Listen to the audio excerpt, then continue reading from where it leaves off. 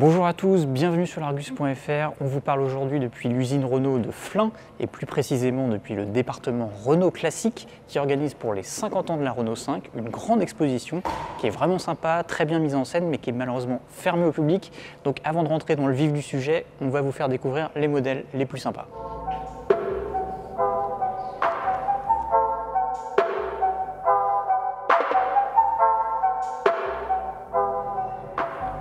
L'expo commence bien sûr par la toute première, la R5L, avec son petit 782 cm3 de 36 chevaux et ses 4 freins à tambour. On a ensuite la TL qui avait droit à un moteur un petit peu plus puissant et des freins à disque à l'avant. Ensuite la GTL qui deviendra la version la plus vendue des Renault 5. Elle est ici exposée en version 5 portes qui est arrivée 8 ans après la sortie du premier modèle en 3 portes. On retrouve ces fameux bas de caisse en plastique. Là c'est une version, c'est dans les toutes premières des 5 portes avec les poignées de porte chromées. Elles passeront en plastique peu de temps après. On poursuit avec la R5 TX qui est arrivée plutôt en fin de carrière, qui était la version un peu luxueuse de la Renault 5, qui avait direction assistée, vitre électrique et même une boîte auto à 3 rapports en option. Mais la Renault 5 c'était aussi des versions plus atypiques comme les modèles vendus aux sociétés, aux administrations, les sportives avec la R5 Alpine de 93 chevaux qu'on vient d'essayer sur l'Argus.fr, la Turbo bien sûr avec son 1,4 litre 160 chevaux montée en position centrale arrière, sans oublier les déclinaisons de compétition Maxi 5 et autres. Alors dans toutes ces versions, il y en a forcément au moins une qui vous évoque quelque chose. Par contre, il y a une version qui devrait vous évoquer moins de souvenirs et pour cause, elle a été produite à moins d'une centaine d'exemplaires pour le compte d'EDF. J'ai nommé la Renault 5 électrique. Et oui, il y a 50 ans déjà, Renault s'essayait à la citadine électrique un petit peu de manière expérimentale. Alors quand on lit la fiche technique aujourd'hui, ça fait un petit peu sourire. On va commencer par le moteur électrique, un moteur à courant continu qui ne développe que 10 chevaux.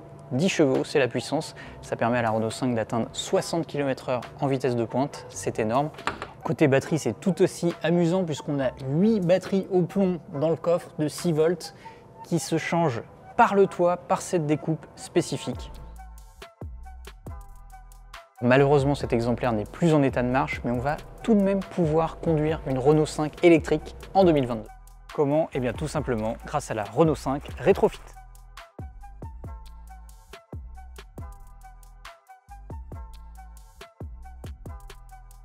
Pour nous la présenter, donnons la parole à Maxime Cabanel, qui est ingénieur projet Rétrofit chez Méhari Club Cassis. Donc le principe du rétrofit, ça va être de transformer un véhicule thermique en un véhicule, par exemple ici, à moteur électrique. Ce que nous avons développé pour les R5, c'est quelque chose qui est extrapolé de nos kits déjà homologués sur des Citroën 2 chevaux fourgonnettes, mais aussi des Renault 4L. Donc on a pris notre savoir-faire sur ces différents véhicules pour développer le kit sur la Renault 5. Le kit se compose le plus simplement possible pour des raisons d'homologation bien sûr, avec un moteur électrique qui développe 22 kW. Donc on est un petit peu en dessous de la puissance d'origine de la R5. Par contre, on a beaucoup plus de couple. On garde la boîte de vitesse d'origine pour tout d'abord un confort d'utilisation.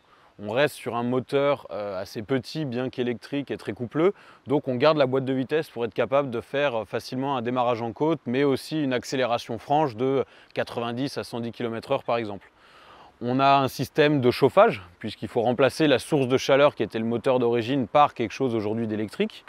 Et on a à l'arrière, donc dans le coffre, un pack batterie qu'on a développé et homologué pour le rétrofit, qui a une capacité d'à peu près 10,7 kWh pour un poids d'un peu moins de 90 kg.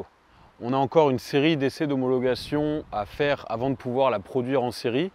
Après, au niveau tarif, en se basant sur ce qui existe déjà aujourd'hui sur nos précédents kits, on peut imaginer quelque chose autour des 13 000 €, avec en plus des primes de l'État qui peuvent varier de 2 000 à plus de 5 000 € en fonction des régions.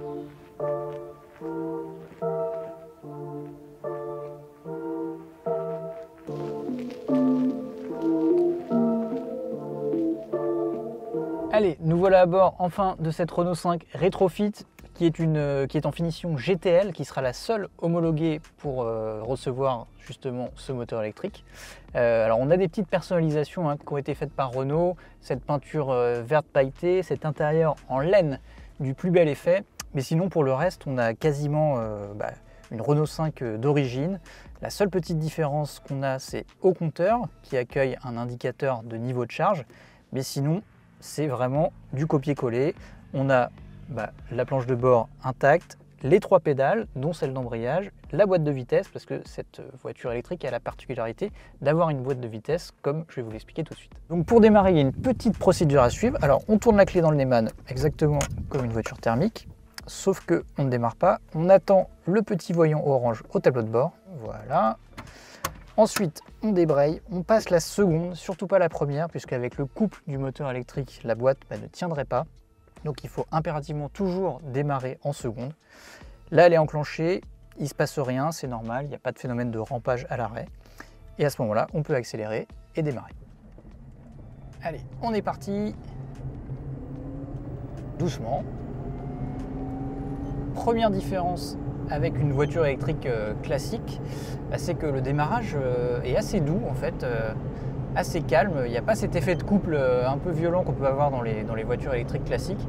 C'est pour la même raison de préservation de la boîte d'origine et de l'embrayage d'origine que le couple n'arrive pas trop vite au démarrage. Et alors après, pour le passage des vitesses, c'est un petit peu au feeling parce qu'on n'a pas de contour, on n'a pas de bruit. Donc quand la voiture commence à plafonner un petit peu, voilà, il faut passer de 2 en 3, puis de 3 en 4, tout en pensant à toujours bien décomposer. Alors bien sûr, on évitera de passer la 4 avant une grande montée, sinon on va vite se retrouver en souffrance. Il faudra reprendre la 3e, voire la seconde. L'avantage, c'est qu'on ne risque pas de dépasser de trop les limitations de vitesse. On a même plutôt du mal à les atteindre. Mais bon, ça fait aussi partie du charme d'une ancienne. Les performances sont tout à fait équivalentes à celles d'une R5L dont on parlait tout à l'heure. On a une puissance d'à peu près 33 chevaux, donc c'est équivalent. Le poids est aussi à peu près équivalent à celle d'une version thermique. Donc voilà, ça réapprend à anticiper pour démarrer un stop, pour entamer un dépassement, même si il vaut mieux éviter en Renault 5 rétrofit. Et puis c'est pas parce qu'on a mis un moteur électrique que ça devient une voiture moderne. Il faut vraiment reprendre les repères d'une voiture ancienne, que ce soit au niveau du freinage, voilà, qui demande un petit peu d'anticipation, surtout qu'on n'a pas de freinage régénératif. C'est pas comme les voitures électriques modernes, on n'a pas de récupération d'énergie, ça aurait été trop coûteux de redévelopper tout un système de freinage. Et puis au niveau du comportement routier, on retrouve un peu les traits de caractère de la Renault 5. On a une direction pas très directe, assez démultipliée, un peu lourde, notamment en manœuvre. Et puis une petite tendance, quand on dépasse 70-80, la tenue de cap n'est pas hyper précise. Alors c'est un petit peu amplifié là sur cette version puisque la batterie est placée à l'arrière, on a une répartition des masses un petit peu différente.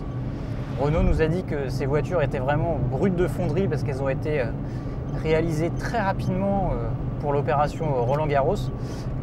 Mais ils nous ont dit que les versions commercialisées allaient être peut-être peaufinées un petit peu au niveau des réglages des trains ou des amortisseurs pour modérer un petit peu ce phénomène.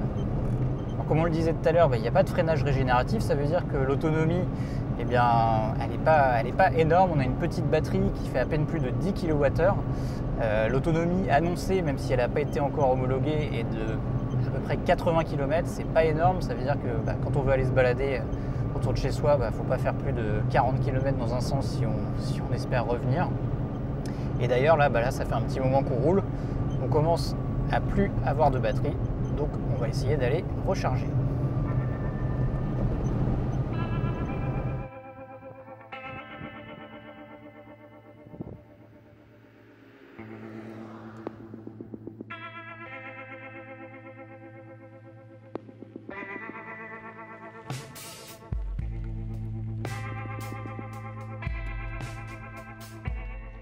Donc on va récupérer le câble dans le coffre, même s'il n'y a plus beaucoup de place à l'intérieur, il y en a quand même pour le câble. Grâce à son chargeur embarqué de 3 kW, la Renault 5 rétrofit peut se recharger à 100% en 3h30 minimum. Sur une prise domestique classique, il faudra plutôt compter 5 heures. Donc il va falloir être patient parce qu'évidemment, il n'y a aucune possibilité de charge rapide. Donc en clair, pour les impatients, il n'y a qu'une solution. C'est peut-être de choisir une Renault 5 thermique.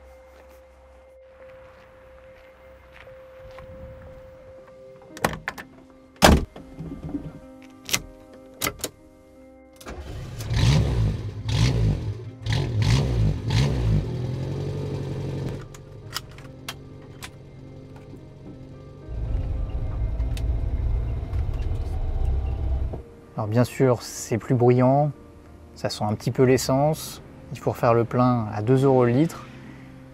Mais est-ce que finalement ça fait pas partie du charme de l'ancienne ?